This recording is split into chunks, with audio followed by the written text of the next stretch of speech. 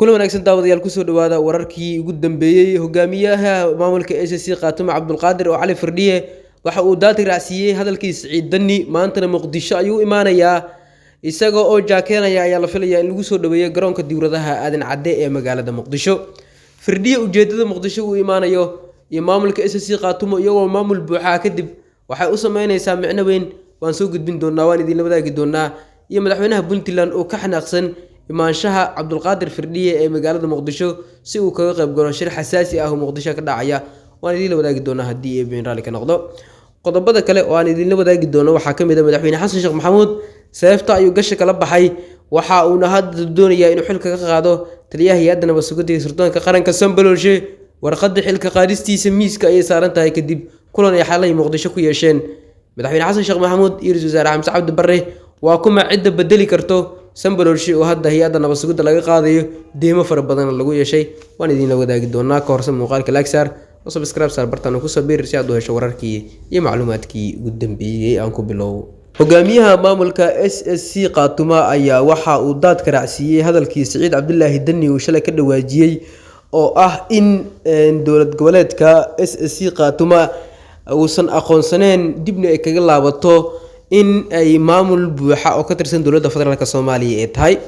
Hadalkii shalay kadib Cabdulqaadir oo Cali Firdhiye maanta waxa uu ka soo degayaa giigada diyaaradaha aadan cadde ee magaalada Muqdisho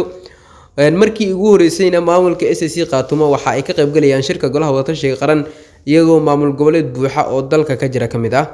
Maamul goboleedka SSC Qaatumo ayaan hogaamiyahooda waxa la filayaa in saacadaha soo socda uu ka soo dego garoonka diwradaha aadan cadde ee magaalada Muqdisho iyadoo ay socota soo dhaweynta hogaamiye Cabdulqaadir Firdhiye oo la filayo in garoonka diyaaradaha aadan cadde ay ku soo dhaweeyaan wasiiro xildhibaano ka tirsan dowladda federaalka Soomaaliya iyo qaybaha kala duwan ee bulshada iyagoona ujeedada uu imaanayo magaalada Muqdisho ay tahay shirka golaha wadatashiga qaran oo bisha soo aadan bilowgeeda ka furmaya magaalada Muqdisho. Cabdulqaadir Firdhiye tan iyo markii maamulkiisa loo magacaabay maamul buuxa waxa ay magacaabeen xubno kala duwan oo shaqeyn doona iyagoona markii ra'iisul wasaare Xamse Cabdi Barre halkaas uu gaaray kulamo kala duwan uu la qaatay mas'uuliyiinta ugu sareysa maamulkaas odayaasha dhaqanka qaybaha kala duwan ee bulshada khudbado xasaasi ahna uu ka jeediyay baarlamaanka SSC Qaatumo. Ciid Dani ayaa hadalkii shalay ka soo yeeray ku soo aadaysa booqashada iyo sidoo kale ka qaybgalka shirka golaha wadatashiga qaran uu ku imaanayo Cabdulqaadir oo Cali Firdhiye magaalada Muqdisho iyadoona saacadaha soo aadan markii uu ka soo dego garoonka diwradaha aadan cadde ee Muqdisho kadibna Muqdisho soo gaaray lana kulmi doona madaxda ugu sareysa dalka uu ka mid yahay madaxweynaha Jamhuuriyadda Federaalka Soomaaliya Xasan Sheekh Maxamuud ra'iisul wasaaraha xukuumadda federaalka Soomaaliya Xamse Cabdi Barre wasiiro iyo xildhibaano ka tirsan labada gole ee baarlamaanka federaalka ah ee Soomaaliya. Maamulka SSC Qaatumo hadda wixii ka dambeeyay dowladda Soomaaliya sida ay sheegtay waxay ula dhaqmi doontaa maamulada dalka ka jira sida Puntland, Jubbaland, Hirshabelle, Galmudug, Koonfur Galbeed sida ula dhaqanto si la mid ah ayay ula dhaqmi doontaa sida dowladda Soomaaliya ay kala hore sheegtay waxayna dowladdu carabka ku dhufatay in maamulkaas hadda wixii ka dambeeyay uu yahay maamul buuxa oo dalka ka jira. Ka qaybgalkooda shirka golaha wadatashiga qaran ayaana bulshada Soomaaliyeed si diiran u soo dhaweysay saacadihii ugu dambeeyay iyadoona bulshada inteeda ugu badan ay sheegaysay inay ku faraxsan yihiin SSC Qaatumo in Muqdisho ay markii ugu horeysay iyagoo maamul goboleed ah hogaamiyahooda oo kaga qayb galaya shirka golaha wadatashiga qaran lana fariisanayo madaxda maamul goboleedyada madaxda ugu sareysa dalka ra'iisul wasaare ku-xigeenka dalka iyo sidoo kale ra'iisul wasaare Xamse Cabdi Barre oo isaguna shirkaasi ka qayb galaya waa shir runtii xasaasi ah oo muhiim u ah. Waxaa miiska saaran warqadda xilka qaadista taliyaha nabad sugidda iyo sirdoonka qaranka Soomaaliyeed NISA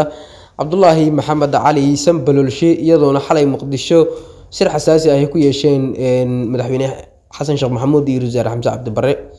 ila wareegyo lagu kalsoonaan karo oo rasmi ah kana tirsan aqalka madaxtooyada Villa Soomaaliya ayaa sheegay in taliyaha hay'adda nabad sugidda iyo sirdoonka qaranka Soomaaliyeed NISA Cabdullaahi Sambaloolshe warqadda xilka qaadistiisa ay qoran tahay isla markaana ay saaran tahay miiska lana filayo saacadaha soo aadan ama dhowrka maalmood ee soo aadan in si rasmi ah loo shaacin doono xilka qaadistiisa. Waxaa jira oo soconaya haatan iyo maalmahanba sida wararka hoose oo aan helin ay sheegayaan kulamo iyo dadaalo adag oo ballaaran oo la xiriira sidii taliyaha Cabdullaahi Sambaloolshe looga laaban lahaa xilka qaadistiisa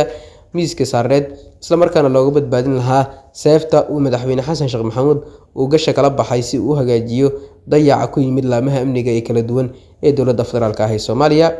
Taliyaha hay'adda nabad sugidda Cabdullaahi Sanbalolshe ayaa la xaqiijiyay in dhowr arrimood oo isbiirsaday uu sababsaday xilka qaadistiisa, sida xafiiska Ra'iisul Wasaare Xamse Cabdi Barre iyo dayacnimada amniga madaxweyne xasan sheekh maxamuud ee qarxigii ugu dambeeyay lagula eegtay meel aan ka fogeyn madaxtooyada dalka looga arrimiyo, taas oo Al-shabaab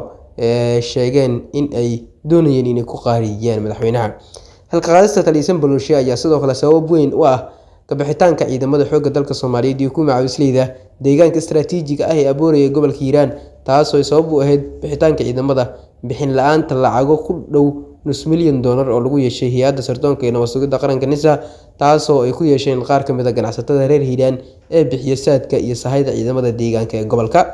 Ka bixitaanka deegaanka istiraatiijiga ah ee Aboore ayaa waxa uu keenay qalqal amni oo aad u weyn kadib markii Al-shabaab ay la wareegeen Aboore isla markaana ay kala jareen wadooyin muhiim ah oo isku xiri lahaa deegaano kale oo istiraatiiji ah ee ku teedsan deegaanka Aboore iyo kuwa ka fog, taasoo u ahayd deegaanka Aboore iyo kuwa laga difaacaba. Al-shabaab ayaa haatan waxa ay maamulaysaa jidka dhanka bariga ka mara laamiga Aboore ka baxa ee dhanka bari sida deegaanka Habaasweyne, kadibna sii aada degmada Halgan ilaa iyo deegaanada kale ee bariga dhow iyo kuwa fog sida Ceeldheer, Gadoon, Xalaaley, Camal, Doonyaale, Waabweyn, Qowl ilaa iyo degmada Maxaas. Deegaanada kale istiraatiijiga ah ee Soomaaliya iyo deegaano kale